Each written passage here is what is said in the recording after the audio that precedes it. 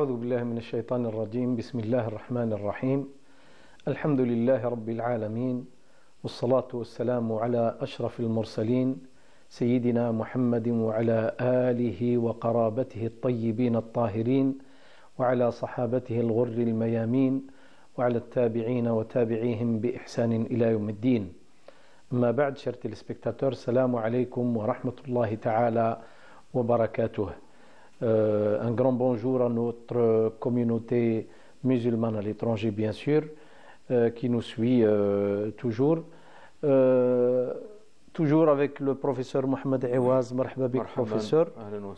Nous allons essayer de continuer ce que nous avons déjà développé la dernière fois concernant la révélation, les différentes formes de révélation.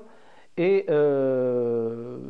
là, il me revient le fait que Allah Tabaraka wa Ta'ala envoie des anges sous la forme humaine. D'ailleurs, هذا وارد في القرآن الكريم في سورة مريم لما يقول الله تبارك وتعالى فأرسلنا إليها روحنا فتمثل لها بشرا سويا.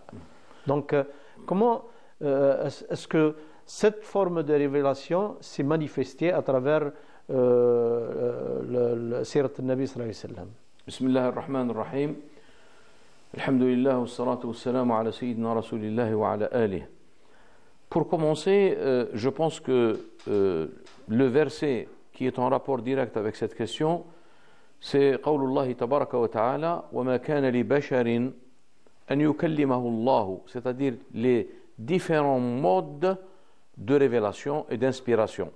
وما كان لبشر أن يكلمه الله إلا وحيا, inspiration, révélation, أو من وراء حجاب, ou derrière un voile, أو يرسل رسولا, ou par l'envoi d'un messager qui lui transmet فيوحي بإذنه ما يشاء, ce que Allah tabaraka wa ta'ala a voulu qu'il soit transmis. Donc, عندنا الوحي, nous en avons parlé, nous avons donné la définition. أو من وراء حجاب, donc comme c'est le cas de Moussa alayhi salam, كلمه الله, c'est pour ça qu'il est qualifié comme étant l'interlocuteur par excellence d'Allah tabaraka wa ta'ala, كليم الله. ولكن من وراء حجاب, parce que lorsqu'il a demandé la vision, cela ne lui a pas été accordé. أو يرسل رسولا, ou il envoie un messager. كلمة رسول في اللغة العربية لا تعني فقط le messager, c'est-à-dire le prophète messager, l'humain. Il peut s'agir d'un messager, d'un ange de nature angélique, ou bien de nature bien sûr humaine. Et le verset que vous venez d'évoquer, Maryam alayha salam, peut-être même d'une autre nature. Oui. لما بعث ربي عز وجل الهدهد لسليمان, لما بعث الغراب لقابيل وهابيل. Exactement. C'est une forme de révélation. C'est un message. C'est un message. Mais بالنسبة لمريم عليه السلام, يعني dans le Coran, lorsqu'il a été question de cette prise de forme humaine, فتمثل لها الروح الأمين, هو سيدنا جبريل عليه السلام, فتمثل لها بشرا سويا. Donc il a pris forme humaine. قالت إني أعوذ بالرحمن منك إن كنت تقيا, je me réfugie auprès de toi si tu es vraiment parmi les pieux. Donc التمثل, c'est ce qui explique que la civilisation chrétienne accorde une importance particulière au statut.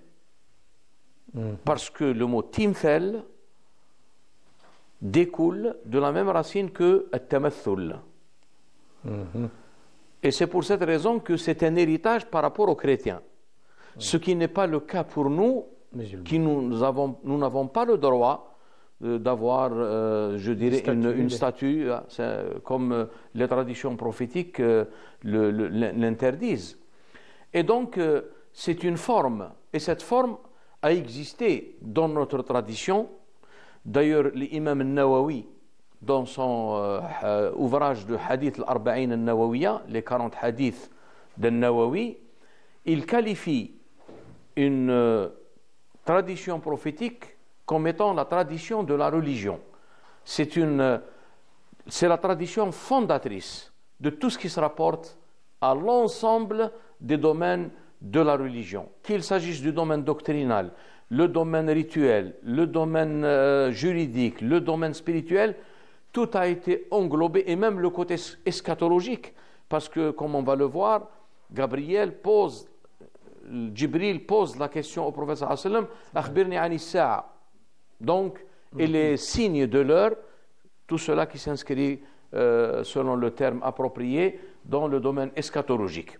Donc, il y a eu cette forme, هذه الصورة من صور الوحي وقعت ودليل على ذلك الحديث الصحيح يعني المشهور المشهور الذي هو كما قلت الإمام النووي يسميه حديث الدين عن أبي حفص أمير المؤمنين أبي حفص عمر بن الخطاب رضي الله عنه قال بينما نحن جلوس ذات يوم عند رسول الله صلى الله عليه وسلم إذ طلع علينا رجل شديد بياض الثياب شديد سواد الشعر ولا يعرفه منا أحد حتى يعني فجلس لا يظهر عليه أثر السفر فجلس إلى النبي صلى الله عليه وسلم وأسند ركبتيه إلى ركبتيه ووضع كفيه على فخذيه وقال c'est la tradition قال donc d'abord il y a des choses très très importantes à méditer par rapport au début du texte de cette tradition. بينما نحن جلوس, c'est comme d'habitude dans une assemblée, les compagnons qui entouraient le prophète sallallahu alayhi wa sallam et qui étaient dans des séances où il recevait des enseignements, où il bénéficiait de sa miséricorde, sa présence, sa lumière. Et voici brutalement un moment de détente, ils étaient en train de discuter. Et voici que il y a une personne qui apparaît. Mais les détails évoqués dans la tradition laissent entendre que ce n'est pas une personne normale. Ce n'est pas une personne humaine à part entière comme les autres. Alors, premièrement, لا يرى عليه أثر السفر. Et وطلع علينا يعني subitement. Subitement. كلمة طلع, on l'a traduit par surgir. Surgir. Pour exprimer la soudaineté, الفجأة. Donc, لا يرى عليه أثر السفر. Mais bon, il se peut que c'est une personne qui n'est pas venue de voyage. Mais le fait qu'on ne le connaît pas, ça veut dire qu'il n'est pas... ولا يظهر عليه أثر السفر, c'est quelque chose qui laisse à s'interroger. Donc, لا يرى عليه أثر السفر. أولا شديد بياض الثياب, ماشي ذو ثياب بيضاء أو يلبس ثيابا بيضاء, يعني نقية جدا, شديد بياض الثياب, شديد سواد الشعر, parce que quand on fait un voyage, surtout dans un environnement désertique, il y a la poussière, il y a les vents, il y a la tempête, il y a donc ce que en arabe on exprime par ash'ath wa aghbar. Donc شديد سواد الشعر, شديد بياض الثياب, لا يرى عليه أثر السفر, et ولا يعرفه منا أحد. Ça veut dire c'est quelque chose qui donne à s'interroger sur la nature de cette personne. حتى جلس إلى النبي صلى الله عليه وسلم, il s'est assis auprès du prophète sallallahu alayhi wa sallam, et c'est pour cette raison qu'on appelle cette façon de s'asseoir al-jalsa al-jabra'iliya, qui est recommandée même lorsque talibul ilm, l'étudiant, quand il est face à son maître et à son professeur, à son cheikh, c'est la position adéquate. Et il y a dans cette position une conformité à une sunna du prophète sallallahu alayhi wa sallam et à un événement prophétique. Donc, les savants, quand ils conseillent à l'étudiant d'être comme ça veut dire pour bénéficier aussi de la baraka de cet événement. فالتأدب بين يدي الشيخ والمربي. Donc, أسند ركبتيه إلى ركبتيه ووضع كفيه على فخذيه. Et il a posé ses mains sur ses cuisses. وقال له يا محمد أخبرني عن الإسلام. Ô Muhammad, informe-moi au sujet de l'islam.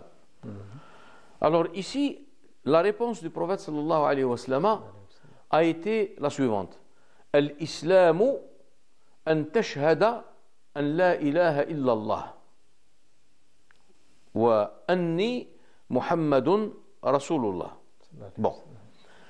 L'usage du mot tashhad, ça veut dire témoigner. Et le témoignage n'a de sens que s'il est en rapport avec quelque chose d'extérieur et d'apparent, exotérique. C'est pour cette raison que ce qui va être dit par le prophète sallallahu alayhi wa sallam comme étant l'islam concerne l'aspect extérieur de la religion, al-a'mal al-zahira, y compris la shahada, le témoignage, parce que le témoignage c'est une expression orale, verbale. النطق بالشهادتين. Alors la shahada, d'ailleurs on peut pas, d'ailleurs le rapport entre le témoignage et la présence est, je dirais, nécessaire. Personne ne peut témoigner s'il n'était pas présent, tout simplement.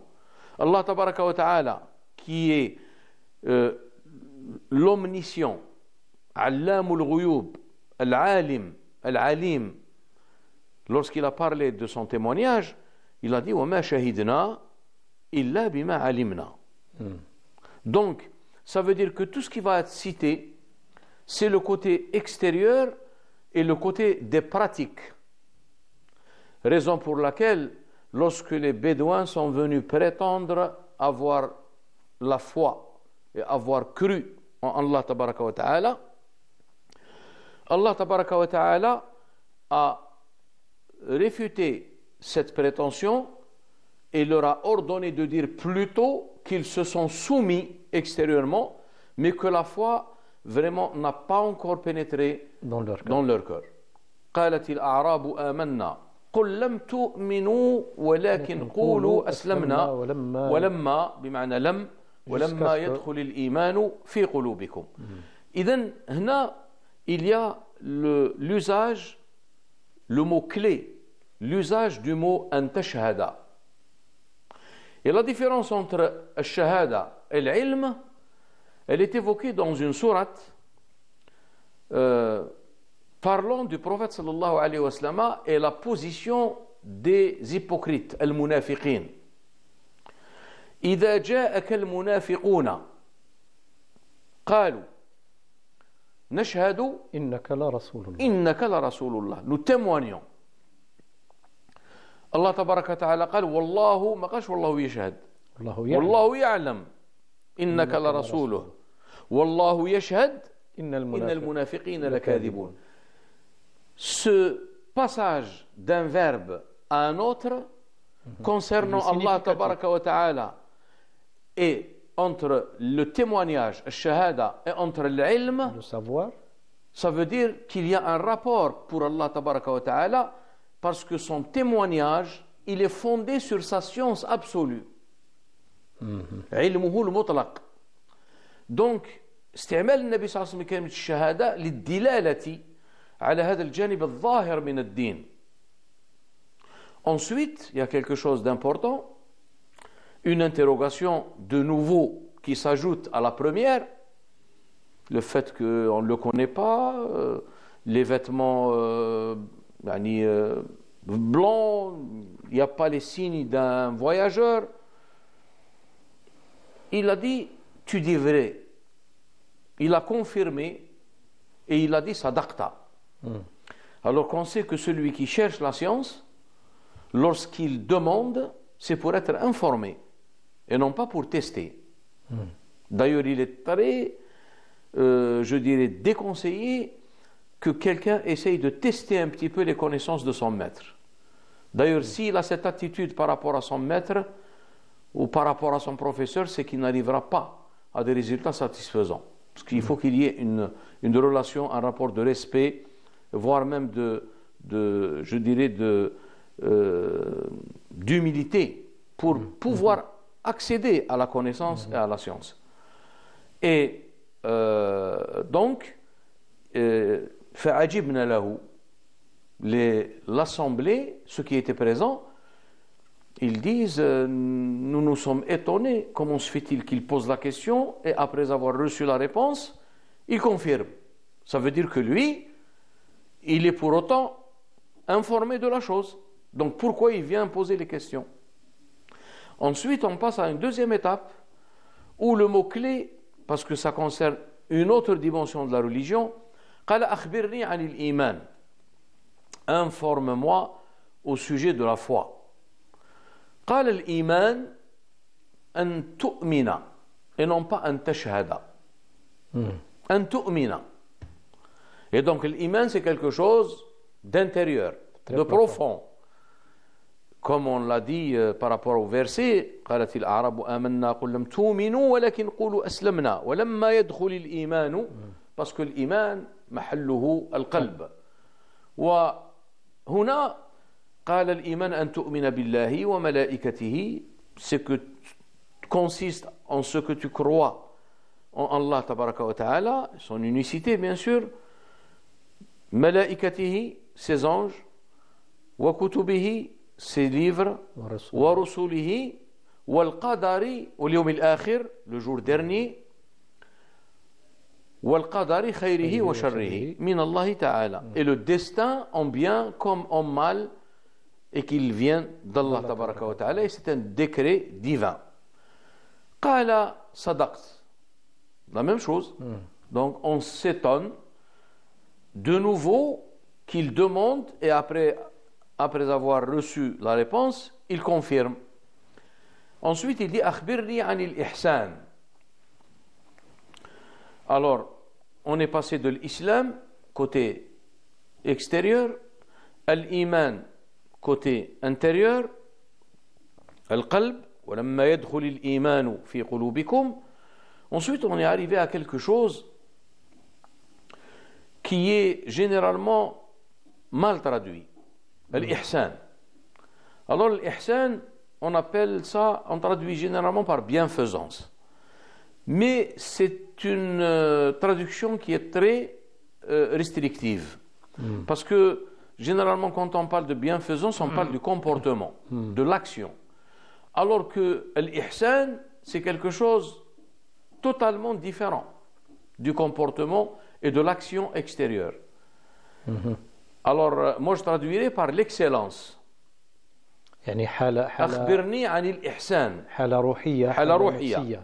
وجدانية. C'est pour cette raison que lorsque le prophète sallallahu alayhi wa sallam a répondu à cette question, وما الإحسان أخبرني عن الإحسان, قال الإحسان أن تعبد الله كأنك تراه. Ce qui a été introduit dans cette troisième réponse concernant ce troisième volet ou cette troisième dimension, c'est la vision. Et donc la vision, il y a une différence entre al-ru'ya et entre l'ira'a et entre le nazar et entre l'ibsar. Al-ru'ya, la vision, l'ira'a, la monstration, et ensuite أن تعبد الله كأنك تراه, الإبصار والنظر. النظر, il a deux sens. Au sens figuré, il désigne la réflexion. C'est ce qu'on dit أهل النظر والاستدلال. الإبصار, il concerne l'aspect extérieur des choses. وتراهم ينظرون إليك وهم لا يبصرون. الإبصار, c'est quelque chose de plus profond. Plus avancé. Et d'où il y a à distinguer entre deux facultés, البصر والبصيرة. بل الإنسان على نفسه بصيرة قل هذه سبيلي أدعو إلى الله على بصيرة. Ça veut dire en vertu d'une clairvoyance, moi-même et ceux qui m'ont suivi. ومن اتبعني وما أنا من المشركين. Cette vision, c'est la science de l'unicité et c'est la doctrine de l'unicité. Et on a également l'ira'a, donc j'ai dit la monstration, والنظر également. Il y a la réflexion et il y a le sens de nazar également qui est nazara, ça veut dire regarder.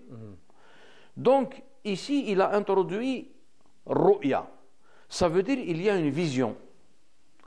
Et cette vision, elle consiste à ce que tu adores Allah tabaraka wa ta'ala comme si tu le voyais. Et cette vision, on ne peut pas la voir au départ, sauf après un cheminement. C'est pour cette raison que le tasawwuf, le soufisme, ce qu'on dit tazkiya, ce qu'on appelle par tarbiya ar-ruhiyya, l'éducation spirituelle, tout cela on dit que c'est des termes qui renvoient à cette troisième dimension de l'islam qui est exprimée dans la tradition prophétique par l'ihsan, et qu'à travers l'histoire, les ulama ont utilisé d'autres termes pour l'expliquer et pour détailler. Donc, cette vision, elle est l'aboutissement et la finalité d'un cheminement. Ce cheminement qu'on appelle la loi, en plus du premier volet qui est la loi, le deuxième volet qui est la foi, et le troisième volet qui est la voie spirituelle. Donc on peut dire que la religion, elle est d'abord une foi, une loi et une foi de réalisation, une voie de réalisation spirituelle. Ce que le Coran appelle at-tariqa, ou appelle at-tariq. Et dans le Coran, وَأَنْ لَوْ اسْتَقَامُوا عَلَى الطَّرِيقَةِ لَأَسْقَيْنَاهُمْ مَاءً غَدَقًا. Ce qui montre que l'ihsan, l'excellence, c'est l'aboutissement ou bien c'est le cheminement qui tend à parvenir à réaliser, à goûter, يتذوق الإنسان ما يؤمن به نظريا وما يعتقده فإنه يتحقق به. Et c'est pour cette raison qu'on considère l'ihsan comme étant le lien entre les deux dimensions, al-zahir et al-batin. Et cette finalité qui est l'ilm, العلم بالله تعالى. العلم هو بالدرجة الأولى علم التوحيد، لأن الله تعالى قال مخاطبا نبيه صلى الله عليه وسلم فاعلم أنه لا إله إلا الله. Et النبي صلى الله عليه وسلم قال من سلك, pour revenir au terme طريق, من سلك طريقا يلتمس فيه علما سهل الله له به طريقا إلى الجنة. Alors, al-ira'a, ça veut dire que dans ce domaine, c'est en vue d'aboutir à des connaissances d'ordre ésotérique, علوم روحية, معارف روحية, معارف باطنية, قلبية. Donc, on ne peut parvenir à cela sauf après, comme je disais, une certaine ascension, une certaine ascension, parce que l'ascension ne veut pas dire seulement l'ascension telle qu'on le connaît par rapport au prophète sallallahu alayhi wa sallam. Il y a un hadith qui dit que la prière constitue l'ascension du croyant. As-salatu mi'raju al-mu'min. Donc voici ce qu'on peut dire par rapport à ces trois dimensions qui ont été transmise à travers cette forme de révélation qui est la prise d'une forme humaine d'un ange qui est par excellence l'ange de la révélation et qui est Jibril alayhi salam. Alors lorsque le prophète sallallahu alayhi wa sallam lui a répondu par rapport à cette question de l'ihsan, Jibril lui dit akhbirni an as-sa'a, dis-moi parle-moi de l'heure. أخبرني عن الساعة. Informe-moi sur l'heure. L'heure, ça veut dire, c'est-à-dire الساعة التي هي النهاية. C'est la fin. نهاية العالم. فناء الدنيا. قال ما المسؤول عنها أعلم بالسائل. Ça veut dire que وما كنت أعلم الغيب إذا لاستكثرت من الخير وما مسني السوء. لو كنت أعلم الغيب يعني ما مسني السوء ولا استكثرت من الخير. Donc il lui a dit ما المسؤول يعني celui qui est interrogé à ce sujet n'est pas plus informé que celui qui interroge. قال إذن أخبرني عن أماراتها. Parce que si Allah tabaraka wa ta'ala a laissé la connaissance de l'heure, le moment, il l'a laissé dans son mystère et il relève de quelque chose de mystérieux et d'invisible et de pas connaissable, il y a du moins des signes qu'on peut évoquer sur le plan cosmique, l'ayat fil afaq, et sur le plan de l'ordre humain, wa fi anfusikum, et également sur le plan au niveau de la société, ce qu'on appelle alamat ou akhiri az-zaman. Et donc il a dit antalid al-amatu rabbataha, c'est que المرأة السيدة normalement c'est elle qui enfante. Ici c'est le contraire. antalid al-amatu rabbataha. L'esclave c'est elle qui enfante sa maîtresse. Il ne s'agit pas, parce que biologiquement c'est impossible. Donc il s'agit d'un renversement des valeurs à la fin du cycle. Justement, professeur, on me fait signe que la première partie de l'heure vient de se terminer, donc on prend une petite pause, Inch'Allah, pour revenir après, Inch'Allah. Barakallahu fikum. Salam alaikum.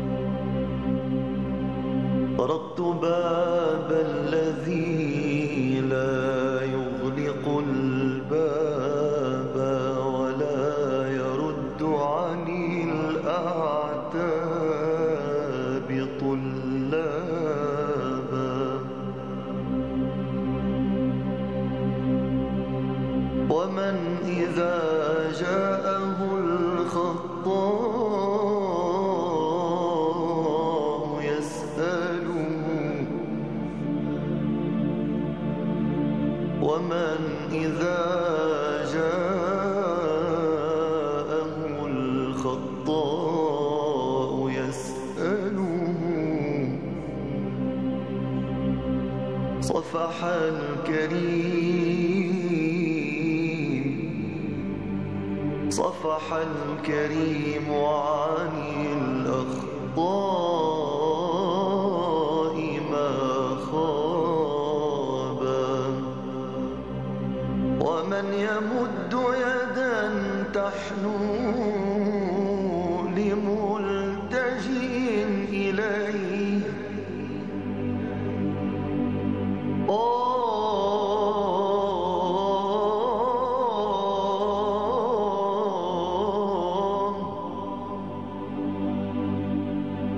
ومن يمد يدا تحنو لملتجئ إليه أو مذنب بالأمس قد تاب ومن يجيب دعاء المضطر في كرم ومن يجيب دعاء المضطر في كرم ومن يلبي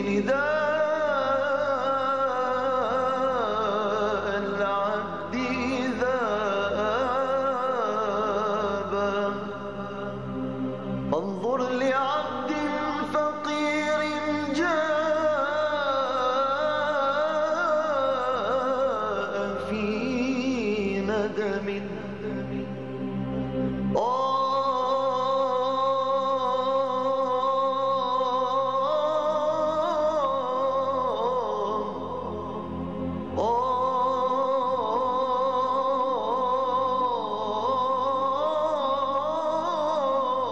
وانظر لعبد فقير جاء في ندم إليك يسكب دمع التوب منسابا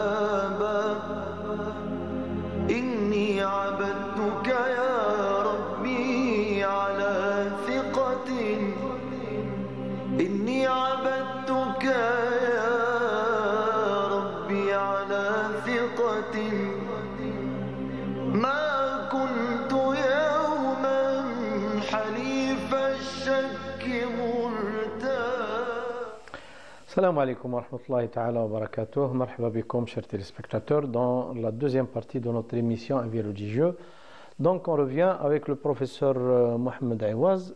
Vous veniez de parler de Darajat al-Ihsan et on est arrivé à Ashrat Sa'a, si vous pouvez. Donc, à travers la réponse du prophète sallallahu alayhi wa sallam par rapport à cette dernière phase ou la dernière dimension qui est l'ihsan, où il y a l'introduction de la notion de vision, donc c'est quelque chose de spirituel, et quand on parle de vision spirituelle, c'est la vision par l'œil du cœur, et tout cela concerne le côté qu'on appelle la spiritualité, ce qui se rapporte à l'initiation, les conditions de l'initiation, les étapes, ainsi de suite. Ensuite, Jibril alayhi salam a posé la question au prophète sallallahu alayhi wa sallam concernant l'heure, as-sa'a. قال ما المسؤول عنها بأعلم من السائل. Donc ça veut dire que le prophète sallallahu alayhi wa sallam la ya'lamu al-ghayb. Alors ici Jibril alayhi salam évoque une question très importante qui est les signes de l'heure. Alamatu as-sa'a. Et alamat as-sa'a, أولا قال أن تلد الأمة ربتها. Et nous avons vu que il n'est pas possible biologiquement, donc il ne s'agit pas d'une wilada dans le sens biologique du terme. Entre parenthèses, il ne s'agit pas ici d'accouchement. Il s'agit d'une manière symbolique d'exprimer le désordre qui intervient à la fin du cycle et ce que la tradition musulmane appelle comme étant la fin des temps. Alamatu akhiri az-zaman.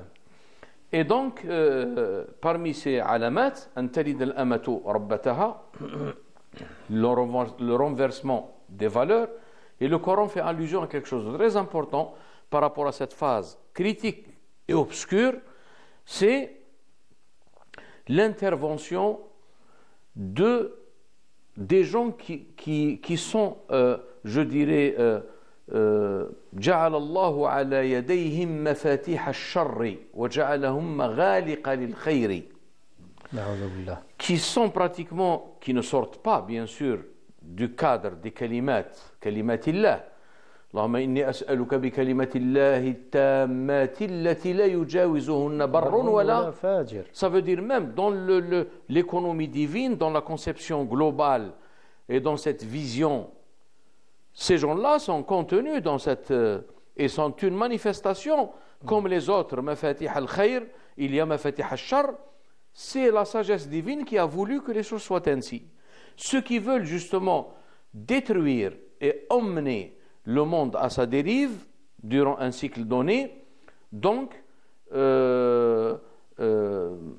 il y a une chose très importante, c'est la modification de la création, essayer d'aller à l'encontre de tout ce qui est naturel. Et donc offenser, transgresser, aller à l'encontre de la nature originelle, al-fitra. Et ce que le Coran appelle al-masakh, la métamorphose. Donc ça veut dire فَلَأَمُرَنَّهُمْ وَلَأَمُرَنَّهُمْ فَلَيُبَتِّكُنَّ آذَانَ الْأَنْعَامِ. Vous savez, al-an'am, lorsque le hadith al-nabawi a évoqué le fitra, il a donné un exemple avec une brebis. قال يولد المولود على الفطرة فأبواه يهودانه أو يمجسانه أو ينصرانه وذكر البهيمة والعلامة التي يعني توضع لها في الأذن للتعريف وأنها المفروض ما يكونش عندها القطع هذا. فالله تبارك وتعالى ولا آمرنهم et je leur ordonnerai. وهنا لا آمرنهم, ça veut dire c'est quelque chose vis-à-vis duquel ils ne peuvent pas s'empêcher. ولهذا إن لله, voilà, ça donne, la tradition elle nous aide à comprendre cette vision globale de la création et de l'existence et de l'histoire de l'existence humaine et de l'aboutissement dans le cycle. إن لله مغاليق للخير مفاتيح للشر وإن لله مغاليق للشر مفاتيح للخير فطوبى لمن جعل الله مفاتيح الخير على يديه وويل لمن جعل الله مفاتيح الشر على يديه. Donc, dans ce cadre de modification de la création, ce que nous sommes en train bien sûr de vivre dans cette phase finale de notre cycle, qui est considéré et qui est certes d'une façon pratiquement irrévocable, c'est la fin du cycle, c'est clair. Donc, il a parlé des signes. J'ai dit al-alama ou al-amara, فأخبرني عن أماراتها, والأمارة هي العلامة, le signe. Premièrement, l'inversement de l'ordre des choses, donc c'est la démarche subversive à la fin des temps. Et وأن ترى الحفاة العراة, les gens qui sont démunis, يعني pauvres, c'est-à-dire c'est les gens qui mènent une vie vraiment très très élémentaire. أن ترى الحفاة العراة رعاء الشاه, ça veut dire ceux qui étaient des bergers. يتطاولون في البنيان, et ça c'est une vision pratiquement, je considère même qu'il y a beaucoup d'études là-dessus qui considèrent que cette tradition, surtout par rapport à ce qui se rapporte à ces signes, c'est l'un des aspects miraculeux ou des miracles, l'ijaz في الحديث النبوي. Parce qu'on est en train de voir de nos aujourd'hui concrètement, et la réalité elle confirme ce qui est avancé dans cette tradition. وأن ترى الحفاة العراة رعاء الشاه يتطاولون في البنيان. يتطاولون في البنيان, ça veut dire que ils ont abouti à, je dirais, à une conséquence qui est à une finalité qui n'est pas la finalité de leur existence. Parce que la finalité de notre existence, وَمَا خَلَقْتُ الْجِنَّ وَالْإِنسَ إِلَّا لِيَعْبُدُونَ مَا أُرِيدُ مِنْهُمْ مِنْ رِزْقٍ وَمَا أُرِيدُ أَنْ يُطْعِمُونَ إِنَّ اللَّهَ هُوَ الرَّزَّاقُ ذُو الْقُوَّةِ الْمَتِينَ. Donc ce qui fait que la finalité à laquelle ils ont abouti, ça veut dire que c'est quelque chose qui est à l'encontre.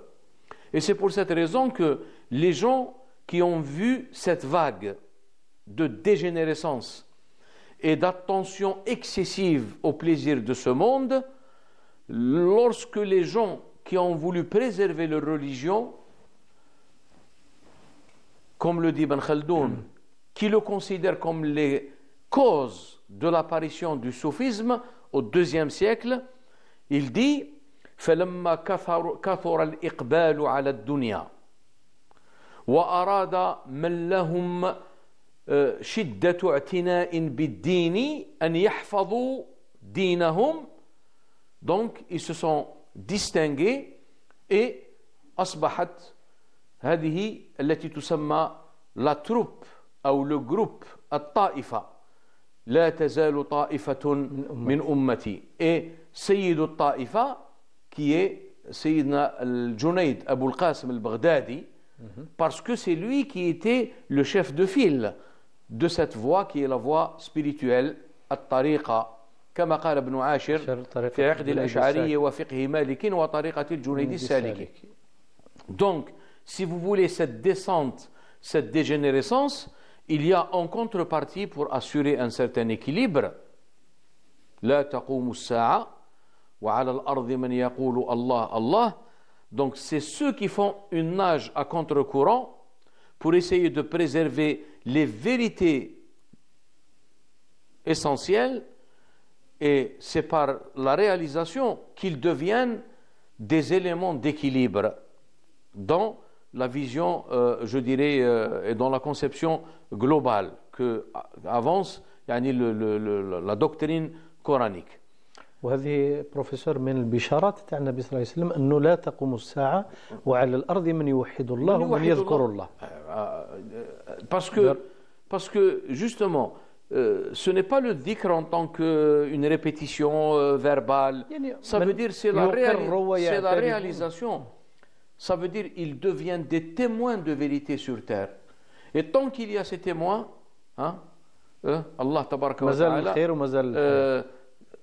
cette idée de vision, d'équilibre, elle est claire dans les textes fondateurs de l'islam, dans le Coran et dans la tradition prophétique. Le prophète sallallahu alayhi wa sallam n'a-t-il pas rapporté qu'Allah tabaraka wa ta'ala tourne son regard vers le monde et tente de le détruire, mais lorsqu'il regarde Ummar al-Buyut ici, c'est pas l'Ummar dans le sens physique, ça veut dire al-Buyut al-Haqiqiyya, لأن قلوبهم أولا وهي بيوت الرب كما قال موسى عليه السلام القلب بيت الرب وكما قال الحديث القدسي ما وسعتني أرضي ولا سمائي ولكن وسعني قلب عبدي المؤمن. C'est dans ce sens إني لا أهم بأهل الأرض عذابا فإذا نظرت إلى عمار بيتي صرفت عنهم العذاب. Donc cette idée elle est fondamentale, et c'est pour cette raison que le prophète sallallahu alayhi wa sallam lance des allusions par rapport à ces faits en disant la taqumu as-sa'a, l'heure ne se dressera pas tant qu'il y aura des gens qui diront Allah, Allah. Ce que bien sûr les maîtres spirituels interprètent dans le sens de la forme la plus excellente à la fin des temps de l'invocation, à travers une initiation et à travers une autorisation, bien sûr dans le sens spirituel du terme, bi'idhnin fi hadha al-majal, et qui est l'invocation du nom suprême. Le nom suprême, l'Ism al-A'zam, qui est pratiquement la totalité et la synthèse de tous les noms divins. Tant qu'il y a ces gens-là, eh bien, Allah tabaraka wa ta'ala, l'heure ne se dressera pas, n'arrivera pas. Ce qui ne veut pas dire qu'il n'y aura pas. C'est une assurance. Et c'est pour cette raison que la religion, elle nous emmène, elle nous appelle à être dans l'espérance. Man kana idha qamat as-sa'a, si l'heure se dresse et que l'un d'entre vous a une plante entre ses mains, qu'il l'enfonce dans la terre, c'est-à-dire il la plante. Man idha qamat as-sa'a wa fi yadi ahadikum fasila wastata'a an falyghrisha. Donc on se pose la question, parce que là on est face à une parole prophétique qui est une parole de sagesse. Et s'il n'y avait pas quelque chose d'après, à quoi servirait alors de planter un arbre si c'est la fin de la fin? Mais ça veut dire que c'est la fin d'un cycle ou la fin d'un monde pour donner naissance à un autre cycle. Mais ceci, pour que je sois bien compris, parce que les gens, je les vois, mais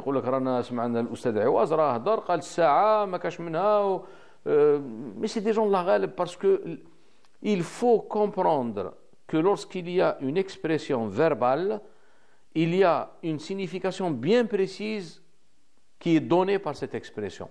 Et il ne faut pas accuser les gens de certaines choses qui n'ont jamais dites, et que le terme lui-même qu'ils ont utilisé, donc il y a bien sûr fana'ul alam, fana'ud dunya, il y a l'akhira, il y a un autre monde, et qui est le monde de l'éternité. Ça, mais ceci n'exclut pas qu'il y ait des cycles dans cette vie. Ibn Khaldoun a parlé des cycles civilisationnels dans l'histoire, il y a des civilisations, il y a des cycles civilisationnels, mais ceci ne veut pas dire qu'il n'y aura pas la fin finale. Juste la distinction entre fin d'un monde et fin du monde. Voilà ce qu'on peut dire par rapport à ce que le Nabi sallallahu alayhi wa sallam أن ترى الحفاة العراة رعاء الشاء يتطاولون في البنيان. Donc c'est ce que nous constatons aujourd'hui, c'est que pratiquement on est arrivé à un stade où pour mettre en valeur, pour expliquer, pour concrétiser l'image de la gravité et je dirais de la phase dans laquelle on vit, Nabi sallallahu alayhi wa sallam a parlé en disant: celui qui voudra ou qui aspirera à préserver sa religion à la fin des temps, il sera semblable et comparable à celui qui tient de la braise entre ses mains. القابض على دينه في آخر الزمان كالقابض على الجمر. Voilà ce qu'on peut dire par rapport à... Professeur, j'aimerais terminer ce sujet avec vous avec une question qui est en rapport avec les rêves. J'ai été interpellé par certains sur ce sujet et ils m'ont demandé de donner une explication concernant les rêves. Est-ce que, premièrement, on peut tirer des jugements, des ordonnances, des indications quand on reçoit un rêve? Et puis, est-ce que c'est faisable ou bien c'est vrai que certains ont eu l'expérience d'écouter la voix d'Allah Tabaraka wa Ta'ala pendant le rêve, ou bien de rêver d'Allah Azza wa Jal pendant le rêve? En tout cas, c'est une question qui a été exposée dans les ouvrages. Oui, bien sûr, ça existe. Les savants en ont bien sûr développé la chose. C'est quelque chose qui relève du possible. Et lorsqu'on est, d'abord il faut comprendre un premier point, c'est que le rêve prémonitoire, Ru'ya, Saliha, elle constitue une partie de 46 parties de la prophétie. Bien sûr. Donc ce qui fait que nous avons tous une partie de la prophétie. Mais s'il y a un message à travers un rêve, il faut être en mesure de l'interpréter. Si on n'est pas en mesure de l'interpréter, on peut, je dirais, agir en fonction du message qui nous est parvenu à travers un rêve, mais il ne faut pas que ça contredit un précepte de la loi, ou disons qu'on va instaurer quelque chose de nouveau dans la religion. C'est ça qui est interdit. Mais pratiquement, si quelqu'un, dans un rêve par exemple, je le vois en rêve, il me dit voilà, il y a une telle personne qui est en détresse et qui est dans tel endroit et qui a besoin d'argent, elle a perdu ou elle a été volée, donc s'il vous plaît, est-ce que vous pouvez aller à son secours? Eh bien j'irai. Bien sûr.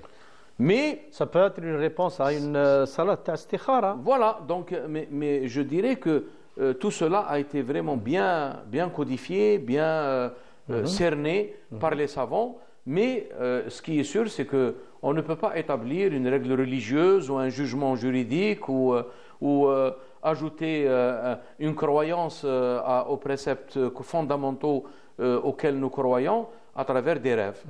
Voilà. Et concernant ceux qui disent qu'ils ont entendu la voix d'Allah Tabaraka wa Ta'ala pendant le rêve, ou bien ils ont senti qu'Allah Azza wa Jal leur est venu pendant le rêve. Vous savez, moi je me méfie de ces choses-là parce que peut-être nous consacrerons une émission pour venir pratiquement pour contourner la question et évoquer ce qui a été exposé par les savants à ce sujet. Mais bien sûr, moi, quand un croyant vient me dire que j'ai vu ceci ou cela, moi j'ai deux choses.